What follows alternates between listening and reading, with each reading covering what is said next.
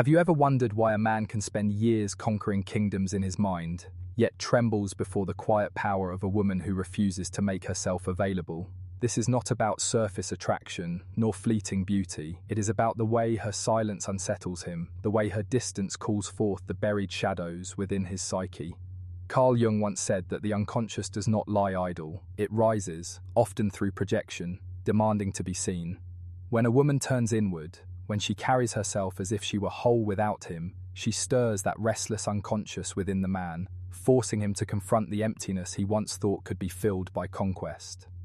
For centuries, men have been conditioned to believe that women are prizes to be won, fragile creatures to be possessed, or empty vessels awaiting completion. But the woman who embraces mystery disrupts this ancient narrative. She is not a riddle he can solve with gifts or words. She is not a book written for him to read. She is a mirror, and mirrors can be terrifying. When he gazes upon her refusal to yield, he confronts his own insignificance. She does not move to the rhythm of his demands, nor does she shatter when neglected. Instead, she creates distance, and in that distance, his obsession begins to grow. Think of the times when silence speaks louder than 1,000 confessions. The feminine silence, born not of fear but of self-possession, has the weight of 1,000 storms.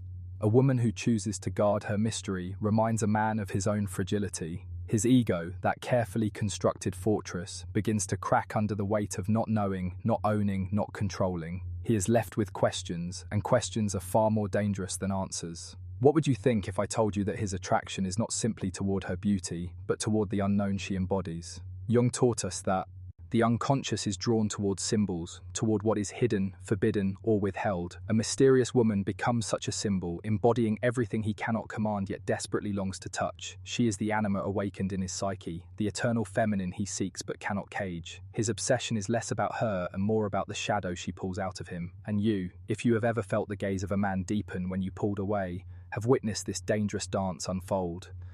There is something magnetic about the woman who does not rush to explain herself.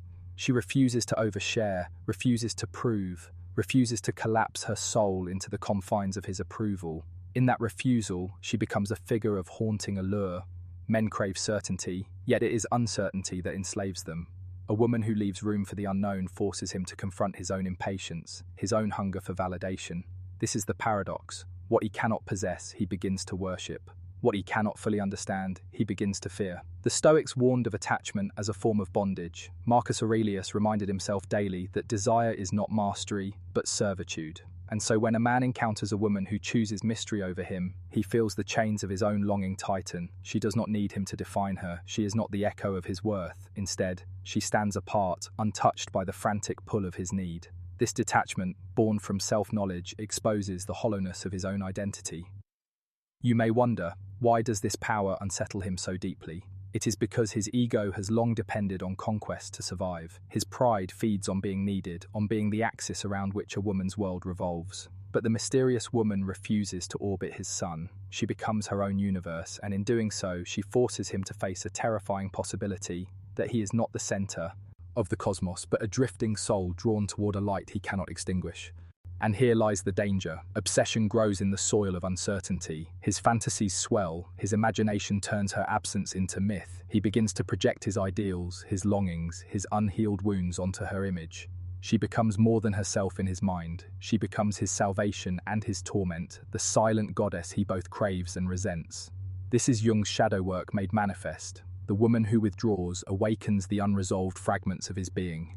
But this danger is not hers to carry, it belongs to him. For she knows something he does not, that worth is not proven by possession, and freedom is not found in constant explanation. The woman who embraces her mystery chooses herself over the endless hunger of another's ego. She does not chase, and she does not yield, and in that defiance she becomes unforgettable. His mind turns restless in the absence of clarity. The mysterious woman is not cruel, yet he perceives her detachment as a wound. Why? Because it presses against the unhealed layers of his soul. Jung once revealed that the projections we place upon others are fragments of our own unconscious, desires, fears, and shadows we have not yet confronted. So when a man finds himself tormented by her silence, it is not her he suffers from, but the hollowness within himself. Her mystery acts like a torch, illuminating the chambers of his psyche he has long avoided. He begins to ask questions that terrify him. Why can't he let her go? Why does her distance feel sharper than her embrace? Why does her absence echo louder than her presence? The answer lies in the paradox of longing. The human psyche craves what it cannot fully claim. When the woman steps back, she dismantles his illusions of control. She does not engage in the predictable cycle of validation, reassurance, and compliance. Instead, she moves in silence, and in silence she teaches. Have you ever not iced how the more a man chases certainty, the more enslaved he becomes by uncertainty? This is the snare of obsession. A mysterious woman does not have to speak a word to bind his attention. Her refusal to explain her every move awakens his imagination, and imagination is always more potent than reality. The mind creates myths in the gaps of silence, turning her into a figure larger than life, part dream, part fear, part archetype. He begins to confuse who she truly is with the story his unconscious is writing. This story is not innocent, it is dangerous because it forces him into confrontation with his shadow. Jung's shadow theory teaches that what we deny in ourselves, we seek in others. The woman who chooses mystery becomes the stage upon which his hidden insecurities play out. Her detachment reflects his fear of abandonment. Her silence mirrors his dread of insignificance. Her refusal to need him exposes his terror of being unnecessary. She does not cause these wounds, but she reveals them with a precision sharper than a blade. For the woman, this power is not a game. It is a natural consequence of her self-possession. She does not set out to manipulate or torment. Instead, she has stepped into individuation, the process Jung described as becoming whole within oneself. She is no longer defined by whether she is adored or ignored. She recognizes that her soul's worth is not diminished by the absence of male attention, and so she moves through the world with quiet sovereignty. This sovereignty is precisely what unsettles him, for it contradicts the story his ego has told him about power. A man's ego thrives on being needed. His pride expands when he believes he is the answer to a woman's longing. Yet here stands a woman who longs for nothing but her own becoming. She is not hostile, but she is untouchable. She listens without rushing to please. She loves without needing to cling. She walks away without explaining why. This is the essence of her magnetism. She does not place herself on the scales of his approval. Instead, she embodies the ancient feminine archetype of the goddess, the one who offers but never begs, who receives but never pursues. The Stoic philosophers, centuries before Jung, understood this posture well. Epictetus warned that dependence on another's validation is the root of suffering. Seneca wrote that true strength lies in mastering one's desires, not in mastering others. The mysterious woman seems to embody this Stoic principle instinctively. By refusing to collapse her identity into the hunger of another, she demonstrates the kind of detachment the ancients called freedom, and freedom, to the unprepared man, feels like rejection. You may wonder, what happens to the man who cannot understand her? He wrestles with fantasies, anger, longing, and resentment. Sometimes he idealizes her, making her the vessel of his salvation. Other times he vilifies her, branding her cold or heartless. Both extremes are projections of his wounded psyche. He has not yet learned to hold his own emptiness, so he pours it into the shape of her absence. His obsession is a mirror, but he cannot yet see his own reflection. And this is where her mystery becomes not only dangerous, but transformative. For if he chooses to look deeper, if he chooses to face the shadow she awakens, he might discover his own path to wholeness. Her silence is an invitation, though it often feels like a punishment. Her distance is a mirror, though it often feels like abandonment. And her refusal to collapse herself into his arms is, in truth, a challenge for him to stand on his own. In this sense, the mysterious woman does not simply destabilize the man, she calls him toward his own individuation. Yet few men are ready to answer that call. Most cling to ego, to pride, to the illusion of control, and so they fall into obsession, unable to distinguish between their hunger for her and their hunger for themselves. There comes a moment when the man realizes that her silence does not bend to his will. He cannot negotiate with it, cannot demand its surrender, cannot shatter it with promises or threats. The silence is not a tactic, it is a state of being. It is the voice of a woman who has walked into herself and chosen to remain there. And for him, this becomes unbearable, because it dismantles the fantasy that women are always waiting to be claimed. Jung would say that her mystery exposes his anima, the inner feminine he has yet to reconcile. He is not merely chasing her, he is chasing the fragmented parts of his own soul. His obsession deepens because he senses a presence he cannot possess. She carries herself with a kind of timelessness, as though her worth were carved in stone, immune to the shifting tides of his attention. This is why mystery intoxicates him, because it defies the very logic by which his ego survives. He has been taught that dominance, persuasion, and persistence win. Yet none of these open her gates. She exists beyond the transactional script of conquest. She has become untouchable, not because she is distant, but because she is whole. Imagine him pacing in his solitude, trying to unravel the threads of her detachment. He recalls her glance, her words, the cadence of her silence. Every detail becomes a cipher, and the more he analyzes, the deeper he falls into the labyrinth of his own projections. She is not in the labyrinth, he is. Her presence has awakened a hunger that cannot be fed externally, and he mistakes this hunger for love. But love born from lack is only dependency disguised. You, if you have ever chosen mystery over explanation, know the ripple it creates. You may not even intend it. You simply step back, choosing to preserve your energy, choosing not to be consumed by proving your worth to another. Yet in that act, you reveal something profound, that a woman's value is not measured in her availability, that her silence is not emptiness but fullness, a reservoir of untamed depth. Men sense this intuitively, and it unsettles them. The archetype of the mysterious woman has always carried both allure and danger. She appears in myth as the siren who lures sailors to their demise, as the goddess whose gaze destroys illusions, as the oracle whose silence demands interpretation. In every story, she is both feared and desired, for she embodies what cannot be owned. Jung saw these figures as symbols of the anima, projections of the eternal feminine that men carry within. The danger lies not in her mystery, but in his refusal to integrate what she represents. The Stoics would counsel him differently. They would remind him that longing for what cannot be controlled is the seed of suffering. Marcus Aurelius would whisper that no external figure can complete him, that peace is born only within. Yet few men live by this wisdom. Instead, they pursue the woman as if she were the cure, blind to the truth that the cure lies in confronting their own emptiness. This is why obsession burns so hot. It is the fire of avoidance. For the woman, this fire is not hers to manage. She is not responsible for his projections, nor is she bound to soften her silence to soothe his unrest. Her task is not to rescue him from the mirror, but to walk her path with integrity. To betray her mystery for his comfort would be to betray her own soul, and so she remains still, grounded, untouchable. This untouchability is not arrogance. It is the natural outcome of knowing herself. And yet, this is what draws him even deeper. The paradox of attraction is that the less she chases, the more heart. He is chased by his own longing. He does not crave her compliance. He craves the part of himself she awakens. But because he cannot name it, he confuses her for the source. This is why he circles her in thought, why he dreams of her, why he regrets losing her even when she was never his. She has become a symbol, and symbols live longer than flesh. Have you noticed how regret often binds men more tightly than possession ever could? To lose a mysterious woman is to carry an eternal question. What if? That question gnaws at him because it has no answer, only echoes. And so he lingers, haunted not by her absence, but by his own inability to master what she represents. Her silence has marked him, and in that mark lies both his torment and his chance at awakening. In the quiet corridors of his mind, her absence becomes a cathedral. Every unanswered question echoes like a bell. He cannot escape the reverberations because they come not from her but from the chambers of his own psyche. Jung reminded us that whatever is denied within the self will be encountered in the outer world as fate, and so her silence, her refusal to collapse into his narrative, becomes his destiny, a relentless mirror pressing him to see what he has buried. Her mystery awakens in him both desire and dread. Desire because she embodies the untamed feminine, an energy that nourishes, inspires, and intoxicates.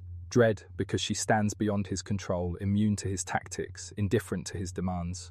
The ego does not know how to love what it cannot dominate, and so he oscillates between worship and resentment, pulled into the polarity of idealization and hatred. This cycle is not about her, it is about the fragility of his unintegrated self. For the woman, this unfolding reveals a deeper truth, that withholding explanation is often more powerful than endless justification. You may have felt it yourself.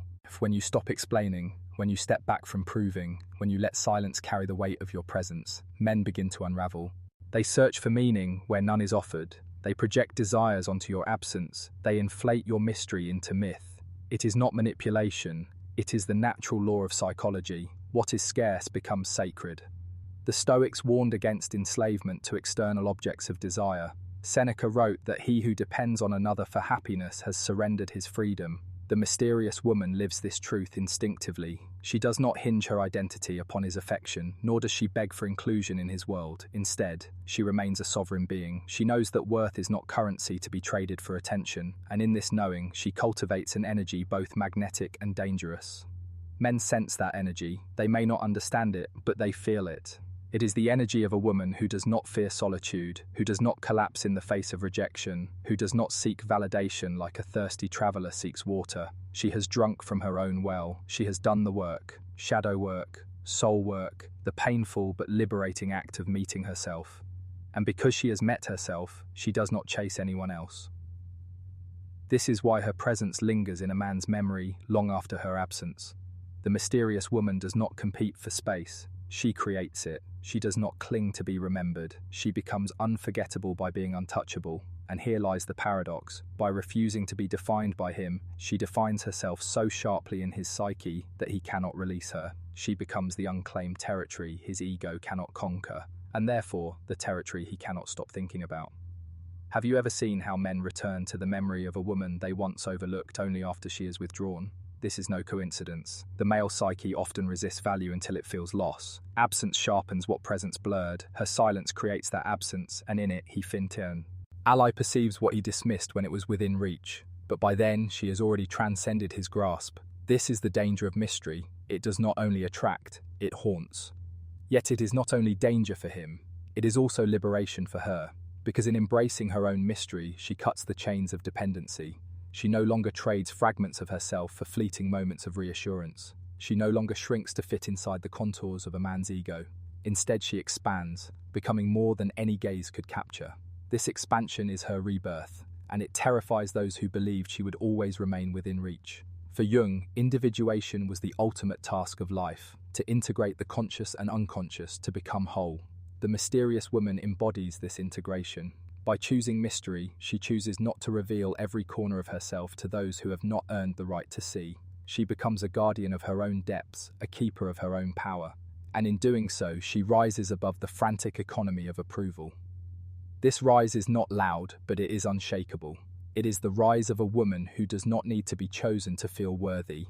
It is the rise of a woman who knows that the deepest love is not found in external pursuit, but in inner stillness. And when she walks this path, she ceases to be merely a person in his life. She becomes a lesson, a mirror, an archetype that forces him to confront himself. The man who stands before such a woman begins to sense that she is not merely withholding herself from him, she is beyond him. This realization unsettles his very core. His instincts tell him that persistence should open her doors, that charm should soften her edges, that need should compel her compassion. But nothing seems to bend her. She remains steady, unhurried, unconcerned with the theatre of his longing, and in that steadiness, his illusions collay. Psyche! He is not the axis around which her world turns. He is but a passing figure in the vastness of her inner landscape. This collapse of illusion is painful, yet it is also necessary, for without it, he would never meet himself. Jung taught that the feminine mystery often appears in a man's life as an invitation to face his anima, the inner feminine he has long disowned. But to meet her is terrifying, because it requires him to admit his dependency, his fears of inadequacy, his hunger for validation. The woman who does not yield becomes the doorway into this confrontation. She does not open it for him, she simply stands there, radiating the reminder that not all can be claimed. Have you noticed how a man's desire often grows sharper when denied what he once took for granted? This is the secret of the mysterious woman's power. She does not withhold to manipulate, but to preserve herself. Yet her very preservation feels to him like rejection, and rejection wounds the male ego like nothing else. It reminds him that power is not absolute, that desire cannot guarantee fulfillment, that love is not submission. The more he tries to dismiss her, the more he finds her silence shaping his thoughts. The Stoics would call this an opportunity for mastery. They would remind him, as Marcus Aurelius wrote, that you have power over your mind, not outside events. Yet the untrained man resists this wisdom. He clings to the illusion that if he could just crack her mystery, just pry open her silence, he would restore his sense of control.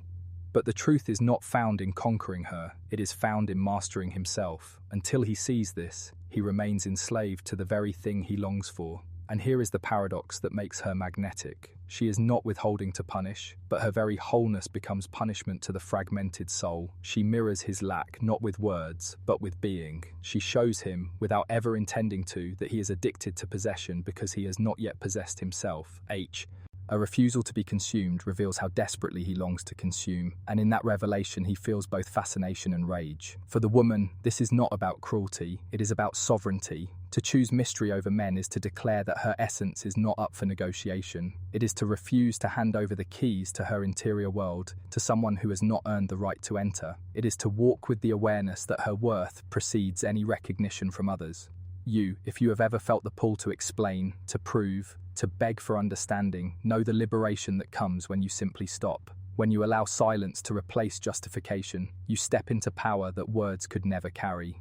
This power frightens men who have built their identity on dominance, but it also awakens them. For in the haunting silence of the mysterious woman, a man is forced to see that attraction is not control, that love is not ownership, that desire is not destiny. She becomes a living paradox, the one he cannot forget, yet the one he cannot hold. She awakens the eternal truth that what is most valuable cannot be forced, only received, and even then, only when freely given. The myths of old spoke of such women as dangerous, but their danger was not in malice, it was in revelation. They revealed the weaknesses of men, the illusions of power, the fragility of pride. In every story, the man who sought to claim them either fell into ruin or rose into transformation. The outcome depended not on her, but on whether he could confront himself. And so it remains today. The mysterious woman is both a mirror and a test. She does not decide his fate, he does. For her, the journey is different. Her mystery is not armor, but essence. It is not that she hides, but that she no longer offers herself cheaply. She has walked through the fire of shadow work, faced her own wounds, and learned too. Her value is not contingent upon being understood. She carries that knowing like a flame, and those who cannot bear its heat mistake it for cruelty. Yet it is not cruelty, it is clarity. And clarity, when held firmly, is the most dangerous force of all. The woman who chooses mystery over men does not do so to deny love, but to ensure that love arises from freedom, not desperation. And in this choice, she elevates herself beyond the reach of those who see women only as reflections of their own ego. She becomes untouchable, not because she hides, but because she stands revealed only to those who can meet her as an equal. And so the man wrestles with a paradox. He wants her more because she will not yield, yet he resents her for not yielding. In this struggle, he discovers the raw truth that desire without mastery becomes enslavement. She does not chain him, but he is chained. His thoughts orbit her absence, his fantasies inflate her silence, his nights are filled with visions of what could have been. Yet every vision is not about her, but about himself, his need to conquer, his fear of irrelevance, his hunger for meaning through possession. Jung taught that obsession is rarely about the object of obsession. It is the psyche projecting its unmet needs onto another, turning a person into a vessel for the unconscious. The mysterious woman becomes that vessel. She carries his projections like a mirror, reflecting back his shadow, his wounds, his unacknowledged dependency. And because she refuses to play the role his ego demands, the projections remain unresolved, cycling endlessly in his imagination. This is why her silence is so powerful. To the untrained ear, it may seem like withdrawal or detachment, but in truth, it is an act of presence with herself. She has chosen to listen inwardly instead of explaining outwardly. Her stillness is not emptiness, but fullness, the fullness of a woman who has chosen her own becoming over another's need. In that fullness, she radiates something men cannot name, yet feel, a dangerous calm, an unyielding magnetism. You may have felt this truth in your own life. The moment you stopped chasing, stopped proving, stopped begging for acknowledgement, you shifted the balance of power without uttering a word. Suddenly, the one who took you for granted became restless. The one who dismissed your presence began to remember it. The one who once demanded explanations began to chase questions instead. This is not a game. It is the nature of desire when confronted with mystery. The Stoics saw this dynamic clearly. Epictetus warned that if you wish to be free, you must not desire what belongs to another. Freedom is mastery over the self, not mastery over others. Yet few men embody this wisdom. They confuse attraction with ownership, affection with validation, desire with entitlement. When they meet a woman who chooses mystery, they encounter resistance not from her, but from their own lack of discipline. Her presence exposes the chains they have placed upon themselves. and so he spirals. At first, he may attempt anger. He calls her cold, detached, heartless. But anger is only grief with armor. Beneath the rage lies loss, the loss of the illusion that she needed him. Then comes longing, the sweet torment of imagining her return, of fantasizing that one gesture of his could reopen the gates. But the gates remain closed, not because she is cruel, but because she has walked beyond them. And so, finally, comes regret. Regret is the final shadow he must confront, the recognition that what was once within reach will never again be touched. For her, this unfolding is not cruelty but clarity. She does not gloat over his regret. She does not weaponize his obsession. Instead, she continues her path inward, deeper into self-knowledge, deeper into sovereignty. She understands what Jung meant when he spoke of individuation, the process of becoming undivided, of no longer scattering oneself into the hunger of other. Her mystery is not performance, it is protection. It is the natural boundary of a soul that knows its value. And this value cannot be negotiated, it cannot be bartered for affection, cannot be begged into recognition, cannot be reduced to the size of someone else's desire. It is absolute. A woman who knows this no longer feels the frantic need to explain herself. She no longer fears being misunderstood. She allows misunderstanding to exist without anxiety, for her truth does not depend on anyone else's comprehension. This is the ultimate danger to the ego of men who crave dominance, her independence of validation. Have you noticed how peace feels like power in the presence of those who thrive on control? The mysterious woman carries this peace. It disarms without aggression, unsettles without words, overpowers without force. She does not need to fight to win. She wins by refusing to enter the battle. And the man, realizing this, either begins his descent into resentment or his ascent into awakening. Which path he takes is not hers to decide. It is his own shadow he must confront. In the end, she remains sovereign. Her mystery is not the absence of love, but the affirmation of it. The love she holds for herself, the love she refuses to abandon for scraps of attention. She has chosen to become untouchable not through distance, but through depth. And in doing so, she embodies a truth both timeless and dangerous, that the woman who does not need to be chosen is the one who can never be forgotten. The woman who knows her worth doesn't chase, she chooses.